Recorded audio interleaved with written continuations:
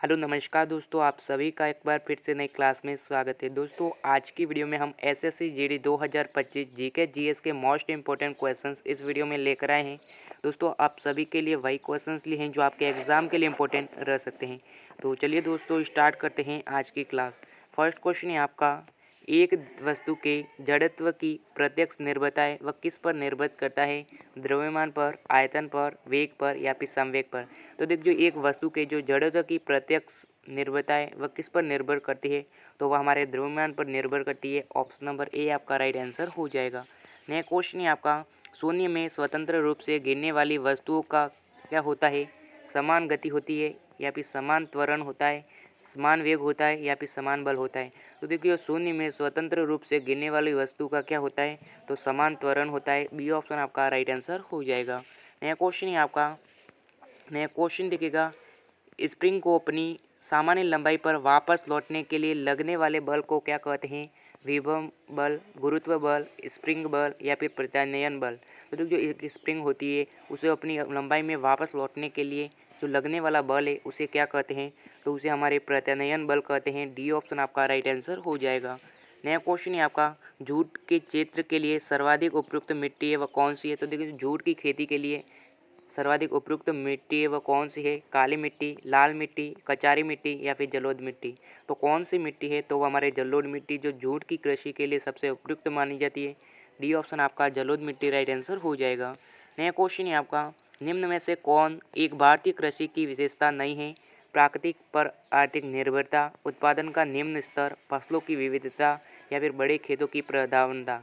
तो इनमें से कौन सा जो भारतीय कृषि की विशेषता नहीं है? तो वो हमारे बड़े खेतों की प्रधानता, यानी ये जो है वो हमारे कृषि की विशेषता नहीं है। डी ऑप्शन आपका राइट आंसर हो जाएगा। नया क्वेश्चन है आपका, किस वंश के शासकों ने मंदिरों या ब्राह्मणों को सबसे अधिक ग्राम अनुदान में दिया है? गुप्त वंश, पाल वंश, राजपूत वंश या फिर प्रतिहार वंश। तो किस वंश ने दिया? तो वो हमारे गुप्त वंश ने दिया है। ऑप्शन नंबर ए आपका गुप्त वंश राइट आंसर हो जाएगा। नया क्वेश्चन है आपका, एरन अभिलेख का संबंध किस शासक से है? चंद्रगुप्त प्रथम, चंद्रगुप्त द्वितीय या फिर भानुगुप्त, ब्रह्मगुप्त। तो देखिए एरन है, एरन अभिलेख है, उसका संबंध है वह किस शासक से है? तो उसका संबंध हमारे ब्रह्मगुप्त से है। ऑप्शन नंबर डी आपका राइट आंसर हो जाएगा।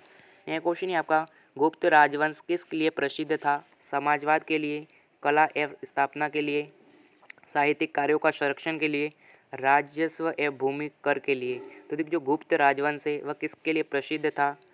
तो वो हमारे साहित्यकारों कार्यों का संरक्षण के लिए प्रसिद्ध था। सी ऑप्शन आपका राइट आंसर हो जाएगा। नया क्वेश्चन है आपका, नया क्वेश्चन देखिएगा, उत्तर वैदिक काल के देव विरोधी और ब्राह्मण विरोधी धार्मिक अध्यापकों को किस नाम से जाना जाता था? यममान, अर्थवर्ण, श्रमण या फिर श्रेष्ठिन। तो किस नाम से जाना जाता था? तो उन्हें हमारे अर्थवर्ण के नाम से जाना जाता था। बी ऑप्शन आपका राइट आंसर हो जाएगा। नया क्वेश्चन है आपका, निम्नलिखित में से किस फसल का ज्ञान वैदिक काल के लोगों को नहीं था? गेहूँ, जौ, चावल या फिर तंबाकू। इनमें से किस फसल का ज्ञान जो वैदिक काल के लोगों के पास नहीं था? तो कौन सी फसल थी? तो वो हमारे तंबाकू, जिनमें वैदिक कालों के लोगों के पास ज्ञान नहीं था। डी ऑप्शन आपका तंबाकू राइट आंसर हो जाएगा। नेक्स्ट क्वेश्चन है आपका, हड़प्पा सभ्यता का कौन सा स्थल में भारत में नहीं आया था? मांडा, सुरकोटडा, उल्लास या फिर बालाकोट। हड़प्पा सभ्यता का कौन सा स्थल है जो भारत में नहीं था? तो कौन सा स्थल है? तो वो हमारे बालाकोट, यानी जो हड़प्पा सभ्यता का जो बालाकोट स्थल है वो भारत में नहीं था। डी ऑप्शन आपका राइट आंसर हो जाएगा। नया क्वेश्चन है आपका, नया क्वेश्चन देखेगा, हड़प्पा संस्कृति की मुद्राएं एवं पक्की मिट्टी की कलाकृतियों के लिए पशु का चित्र नहीं किया गया है? हाथी, गाय, गेंडा या फिर बाघ। इनमें से किसका चित्र है वह नहीं किया गया है? तो वो हमारे बी, गाय का चित्र नहीं किया गया है, यानी हाथी का किया गया है, गेंडे का किया गया है, लेकिन बाघ का भी किया गया है, लेकिन जो गाय है उसका चित्र नहीं किया गया है, यानी कि बी ऑप्शन आपका गाय राइट आंसर हो जाएगा। नया क्वेश्चन है आपका, ऋग्वेद में गंगा नदी का उल्लेख कितनी बार किया गया है? 2 बार, 3 बार, 1 बार या फिर 4 बार। तो देखिए ऋग्वेद है उसमें गंगा नदी का उल्लेख है वह कितनी बार किया गया है?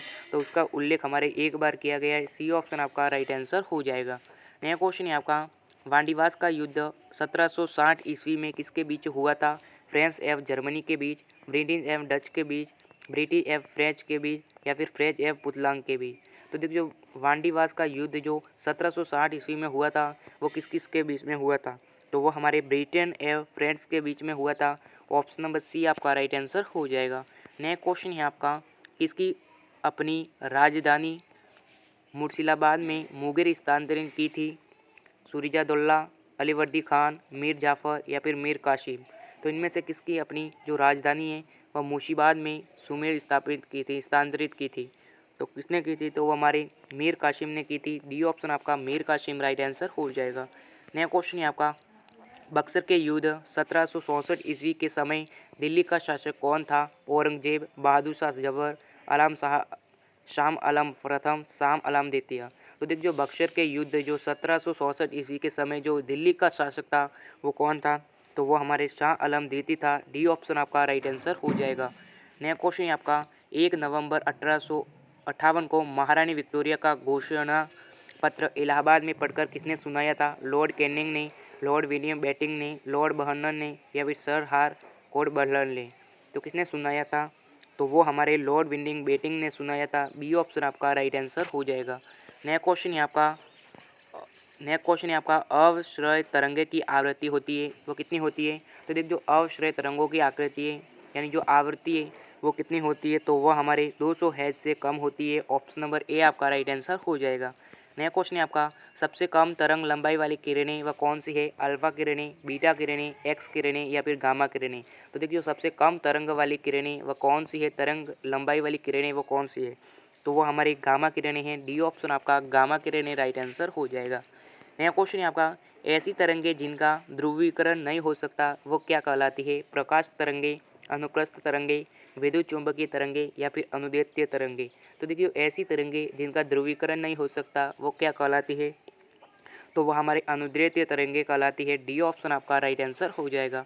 नया क्वेश्चन है आपका, वनस्पति जगत में निम्न में से किसको उभयचर कहा जाता है? उभयचर कहते हैं शैवाल, फंगस, टेरिडोफाइटा या फिर बायोफाइटा। इनमें से देखिए जो वनस्पति जगत के निम्न में से किसको उभयचर कहा जाता है? तो किसे कहा जाता है? तो हमारे बायोफाइटा को उभयचर कहा जाता है। डी ऑप्शन आपका बायोफाइटा राइट आंसर हो जाएगा। नया क्वेश्चन है आपका, बैक्टीरिया में पाए जाने वाले प्रकाश संश्लेषण आशय क्या कहलाता है? तो देखिए जो बैक्टीरिया में पाए जाने वाला जो प्रकाश संश्लेषण आशय है वो क्या कहलाता है? मध्यकाय, श्वसन मूल, जीनधर या फिर वर्ण किलवंत? तो क्या कहलाता है? तो वह हमारे विन्न किलवन कहलाता है। डी ऑप्शन आपका राइट आंसर हो जाएगा। नया क्वेश्चन है आपका, मशरूम क्या है? तो देखिए जो मशरूम है वो क्या है? कवक, पौधा, कवक या फिर बैक्टीरिया? तो देखिए जो मशरूम है वो क्या है? तो देखिए जो मशरूम है वो एक प्रकार का कवक है। ऑप्शन नंबर डी आपका ऑप्शन नंबर ए कवक राइट आंसर हो जाएगा। नेक्स्ट क्वेश्चन है आपका, विषाणु क्या है? तो देखिए जो विषाणु है वो क्या है? कोशीय, अकोशीय, एक कोशिक या फिर बहुकोशिकीय?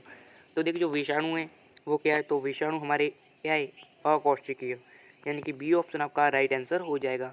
तो दोस्तों आज की क्लास यही समाप्त करते। क्लास कैसी लगी कमेंट जरूर कीजिएगा और अभी तक चैनल को सब्सक्राइब करके हमारी फैमिली का हिस्सा नहीं बने हो तो जल्दी जाइए चैनल को सब्सक्राइब करके हमारी फैमिली का हिस्सा जरूर बनिएगा। और मिलेंगे नए वीडियो के साथ, तब तक के लिए जय हिंद जय भारत।